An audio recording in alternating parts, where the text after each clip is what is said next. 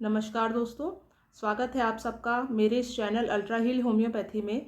मैं डॉक्टर आरती पाठक। और दोस्तों, आज के मेरे इस वीडियो में हम बात करेंगे पोस्ट नेज़ल डिस्चार्ज के बारे में। क्या कॉज होता है पोस्ट नेज़ल डिस्चार्ज का और क्या होता है पोस्ट नेज़ल डिस्चार्ज, उसके बारे में आज हम डिटेल में बात करेंगे। और कौन कौन सी होम्योपैथिक मेडिसिन्स हैं जो पोस्ट नेज़ल डिस्चार्ज को क्योर करने में बहुत हेल्पफुल हैं, उनके बारे में आज हम डिटेल में जानकारी लेंगे। तो दोस्तों, ये वीडियो बहुत हेल्पफुल होने वाला है। इस वीडियो को एंड तक देखिए। और अगर आप मेरे इस चैनल पे नए हैं तो मेरे इस चैनल को प्लीज़ लाइक एंड सब्सक्राइब कर दीजिए, ताकि मेरे आने वाले वीडियो नोटिफिकेशंस आपको रेगुलरली मिलते रहें।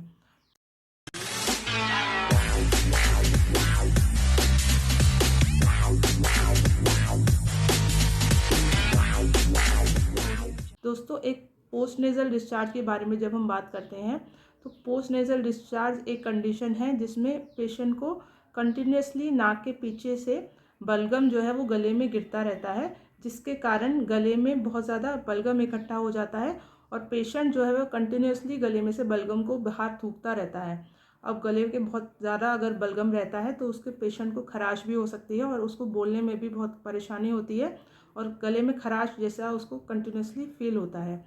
अब बहुत ज़्यादा अगर बलगम इकट्ठा होता रहता है तो गले में बहुत ज़्यादा इन्फेक्शन के भी चांसेस उसको बार बार हो सकते हैं। अब दोस्तों, हम बात करते हैं कि पोस्ट नेज़ल डिस्चार्ज का मेन कॉज क्या है। तो पोस्ट नेज़ल डिस्चार्ज उन पेशेंट्स को होता है जिनको बहुत ज़्यादा सर्दी ज़ुकाम की शिकायत रहती है या एलर्जी की शिकायत रहती है, तो उनको पोस्ट नेज़ल डिस्चार्ज बहुत कॉमनली देखने को मिलता है। अगर आपको साइनस की प्रॉब्लम है, यानी साइनसाइटिस है, बहुत ज़्यादा आपको क्रॉनिक कंडीशन का क्रॉनिक कंप्लेंट है साइनसाइटिस की, तो भी आपको पोस्ट नेज़ल डिस्चार्ज रहता है।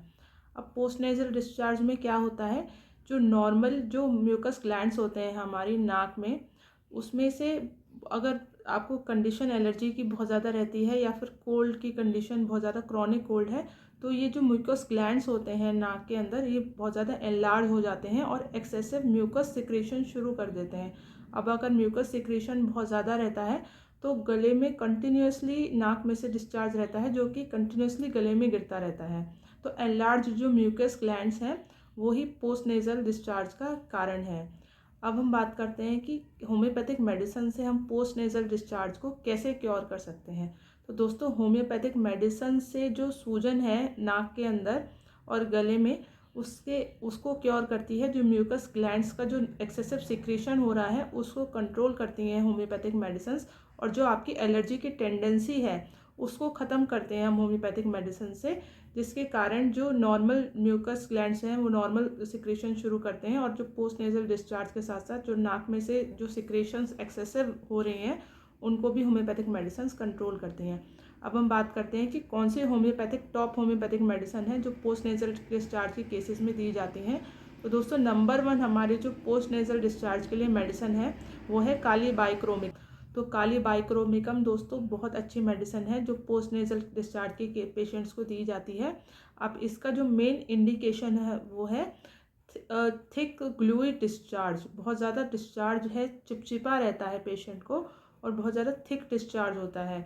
तो अगर बलगम बहुत ज़्यादा थिक है और स्टिकी डिस्चार्ज निकलता है, ब्लैकिश और ब्राउनिश जो डिस्चार्ज होता है, स्टिकी डिस्चार्ज होता है, वो बहुत ज़्यादा आपको ग्लूइश डिस्चार्ज निकलता है। ग्लूइड डिस्चार्ज होता है, बहुत ज़्यादा चिपचिपा डिस्चार्ज निकलता है गले में से और नाक के पीछे से, तो फिर उसमें उन केसेस के लिए काली बाइक्रोमिकम एक बहुत अच्छी मेडिसिन है। जब इस मेडिसिन को जब हम कंटिन्यूसली लेते हैं तो ना केवल डिस्चार्ज जो है निकलना बंद होता है, बल्कि जो क्रॉनिक ऑब्स्ट्रक्शन लगती है नाक के अंदर, जैसे नाक अगर बंद लगती है पेशेंट को, तो भी उसको काली बाइक्रोमिकम क्योर करती है। तो इसमें कैरेक्टर ऑफ डिस्चार्ज जो है वो बहुत इंपॉर्टेंट है। अगर थिक फ्लूइड डिस्चार्ज है और क्रॉनिक डिस्चार्ज है तो काली बाइक्रोमिकम एक बहुत अच्छी मेडिसिन है। अब हमारी जो नेक्स्ट मेडिसिन है पोस्ट नेज़ल डिस्चार्ज के लिए वो है हाइड्रेस्टिस। तो दोस्तों, हाइड्रेस्टिस भी क्रॉनिक पोस्ट नेज़ल डिस्चार्ज के लिए एक बहुत अच्छी मेडिसिन है। अब इसका जो कैरेक्टर ऑफ डिस्चार्ज है वो येलोइश डिस्चार्ज होता है, येलोइश थिक डिस्चार्ज होता है। तो हाइड्रेस्टिस उन केसेस में दी जाती हैं जिसमें इस तरीके का जो कैरेक्टर है डिस्चार्ज का वो प्रेजेंट होता है। अब हमारी जो दूसरी मेडिसिन है पोस्ट नेज़ल डिस्चार्ज के लिए वो है पल्सेटिला। पल्सेटिला भी दोस्तों एक बहुत अच्छी मेडिसिन है। इसमें सुबह के टाइम में बहुत ज़्यादा सिक्रेशन होते हैं गले में से बलगम निकलता है और जो बलगम का कैरेक्टर है वो है येलोइश ग्रीन डिस्चार्ज। तो बहुत ज़्यादा येलोइश और ग्रीनिश डिस्चार्ज अगर रहता है पेशेंट को तो और सुबह के टाइम में ज़्यादा रहता है तो उसमें पल्सटिला एक बहुत अच्छी मेडिसिन है। अब हमारी जो नेक्स्ट मेडिसिन है पोस्ट नेज़ल डिस्चार्ज के केसेस के लिए वो है अर्जेंटम नाइट्रिकम। तो अर्जेंटम नाइट्रिकम भी एक बहुत अच्छी मेडिसिन है क्रॉनिक पोस्ट नेज़ल डिस्चार्ज के लिए। इसमें सिक्रेशन जो होते हैं वो वाइटिश होते हैं और क्लियर डिस्चार्ज होता है। तो क्लियर अगर डिस्चार्ज है, वाइटिश है और थिक डिस्चार्ज है तो अर्जेंटम नाइट्रिकम एक बहुत अच्छी मेडिसिन है। दोस्तों जब हम इन मेडिसिन को कंटिन्यूसली कुछ टाइम तक लेते हैं तो ना केवल हमारी जो एलर्जी की टेंडेंसी है वो ख़त्म होती है इन दवाओं से, बल्कि जो हमारा डिस्चार्ज है, जो क्रॉनिक अगर डिस्चार्ज हो रहा है तो वो सिक्रेशंस भी जो है धीरे धीरे अपने आप कम होते होते ख़त्म हो जाती हैं। तो होम्योपैथिक मेडिसिन एलर्जी की टेंडेंसी को ख़त्म करने के लिए और जो क्रॉनिक कोराइज़ा की टेंडेंसी है, साइनोसाइटिस की टेंडेंसी है, उसको ख़त्म करती हैं। तो अगर आपको ये कंडीशंस हैं तो मेरी आपको सलाह ये है कि आप अपने होम्योपैथिक डॉक्टर से जाके एक बार कंसल्ट ज़रूर कर लीजिए। अपनी हिस्ट्री जो है वो डॉक्टर से शेयर करें और अपने जो सिम्टम्स हैं वो पूरा डिटेल में आप अपने डॉक्टर को बताएं। तो जो आपको मेडिसिन जो प्रिस्क्राइब की जाएगी आपके सिम्टम्स के अकॉर्डिंगली और आपके कॉन्स्टिट्यूशन को बेसिस को देखते हुए, तो वो आपकी मेडिसिन जो होम्योपैथी की वो आपको क्योर करेंगी। तो दोस्तों उम्मीद है आपको ये मेरी जानकारी अच्छी लगी होगी। तो अगर आपको मेरी जानकारी अच्छी लगी हो तो मेरे इस चैनल को प्लीज़ लाइक एंड सब्सक्राइब कर दीजिए। Thanks for watching. फिर मिलेंगे एक नए वीडियो में एक नई जानकारी के साथ। Thanks for watching. Bye, take care.